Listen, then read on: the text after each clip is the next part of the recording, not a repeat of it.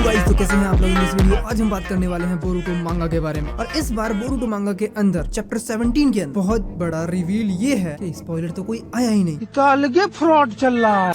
इस बार एक पेज भी स्पॉइलर नहीं आ पाया, लेकिन फिर भी हमारे पास टेक्स्ट स्पॉइलर आया है और उस टेक्स्ट स्पॉइलर से ही हम थोड़ा बहुत स्पॉइलर दे देते हैं और क्या होगा। और मेरा इस तरह से वीडियो बनाने का यही रीजन है कि मेरे पास कोई भी पेज नहीं है तुम्हें दिखाने के लिए। सो दैट्स व्हाई मैं ये चीज कर रहा हूँ। नाउ हम बढ़ते हैं आगे। लेकिन तू कर भी क्या सकता है यार। चैप्टर 17 के स्पॉयलर्स पे, टेक्स्ट स्पॉइलर पे। जहाँ चैप्टर खत्म हुआ था सुमिरे के पास से, वहीं से स्टार्ट हुआ है। जहाँ सारडा सुमिरे को सोच सोच के ये सोच रही है कि सुमिरे ने मुझे ऐसा क्यों कहा कि मैं किसी की फीलिंग्स नहीं समझ पा रही, सुमिरे ने ऐसा क्यों कहा कि मैं बोरुटो तक की फीलिंग्स नहीं समझ पा रही हूँ। That's why she actually depressed in this fight. Even यहाँ पर मित्सुकी ये कह रहा है कि भाई फाइट पे ध्यान देना क्योंकि तुम खोई खोई सी लग रही हो, लेकिन ये अभी भी खोई है सुमिरे की बातों की वजह से। बाकी अगर देखा जाए तो मित्सुरी एंड रियू जो यहाँ पे आ रहे हैं वो दोनों बोरुटो को ही ट्रैक कर रहे हैं, क्योंकि वो बोरुटो को मारने के बाद ही आगे बढ़ने वाले हैं। और लास्ट चैप्टर के अंदर जो हमें फ्रॉग दिखाया गया था वो एक्चुअली बोरुटो ने ही छोड़ा था। एंड इसके अंदर ये भी रिवील करा गया है डिवाइन ट्री के जो टेंटिकल्स हैं वो पूरे अर्थ पे धीरे धीरे फैल रहे हैं, जिसकी वजह से इन सारे के सारे शिंजूस को एक नया एडवांटेज मिलने वाला है। जो एडवांटेज वो आगे हमें बताएंगे। इस चैप्टर के अंदर हमें बस यही बताया गया है कि जो डिवाइन ट्री है उसने अपने टेंटिकल्स पूरे अर्थ में फैला दिए, जिससे इन शिंजूस का एक्सेस हर जगह पे है। आसान है, आसान है, आसान है, आसान है। Back job.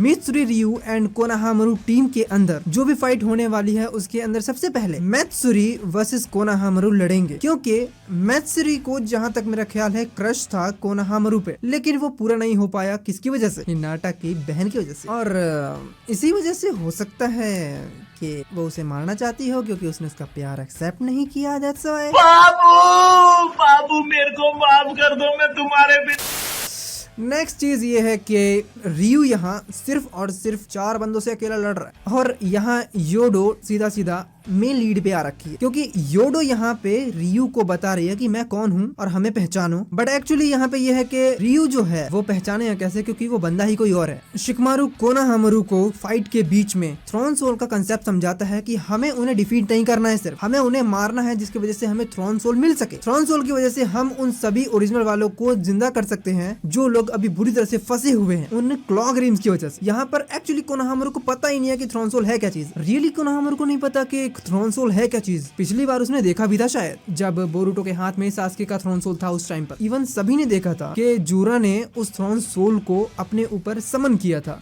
But he don't know how. Good question. बाकी जहाँ तक मुझे लग रहा है ये चैप्टर इन लोगों की फाइट के अंदर ही निकल जाएगा। दूसरी चीज हमें बताया गया था कि कावाकी जो सीधा सीधा अमादो से बात करने वाला है, कि कावाकी अमादो को सीधा धमका रहा है कि भाई जल्दी जल्दी मेरे अंदर का पावर को अनलॉक कर दे, नहीं तो बहुत पिटेगा। And you know last time क्या हुआ था? Last time Jura Konoha village में आता है और कोनोहा विलेज के अंदर वो कुछ बुक्स को कलेक्ट कर रहा था, वो भी चीजें दिखाई गई है। बाकी सबसे बड़ी चीज यहाँ पे एक ही है कि यहाँ पर डायमोन अपने आप को प्रूव करने वाला है कि मैं जूरा को डिफीट करूंगा। डायमोन अपने आप को प्रूव करेगा कि भाई मैं ही सबसे बड़ा स्ट्रॉन्गर बंदा हूँ जूरा से भी ज्यादा, क्योंकि जूरा ने सभी को अब तक डिफीट किया है। जिसको देखते हुए डायमोन ने ये बोला कि भाई मैंने भी तो सबको डिफीट किया है। याद है ना, कावाकी, बोरुटो, बोले वो कोड क्यों ना हो, सभी को डिफीट किया है इस अकेले बंदे ने। सो अब बारी है जूरा की। अबे साले, क्या ये डिफीट कर पाएगा? अगर देखा जाए तो जूरा, अगर देखा जाए पॉसिबल नहीं लग रहा मुझे। एकदम इन्होंने वक्त बदल दिया, जज्बात बदल दिए, जिंदगी बदल दी। देखो, क्योंकि जूरा ने अभी तक कुछ खास पावर यूज नहीं की है। अपने आप को प्रूव करने के लिए उसने सिर्फ 10% का यूज किया है। जूरा ने अपनी पावर्स को सबसे ज्यादा दिखाया था चैप्टर 8 के अंदर। चैप्टर 8 के अंदर जूरा ने हिमावारी को डिफीट किया था बुरी तरह से, और हम ये जानते हैं उसकी हालत क्या हुई थी। और बाबू साहब अगर देखे डायमोन को, तो डायमोन ने तो रियली सबको डिफीट किया है। कोड के अपने फुल वर्जन में उसको डिफीट किया है। Are you comedy me? ये मांगा मुझे कुछ खास लगी नहीं टेक्स्ट स्पॉइलर के हिसाब से, क्योंकि इसके अंदर सिर्फ फाइट्स होंगी और मैत्सुरी और कोनोहामारू का थोड़ा सा पैचअप, रियू योडो का थोड़ा पैचअप और सारडा एंड सुमिरे का थोड़ा पैचअप।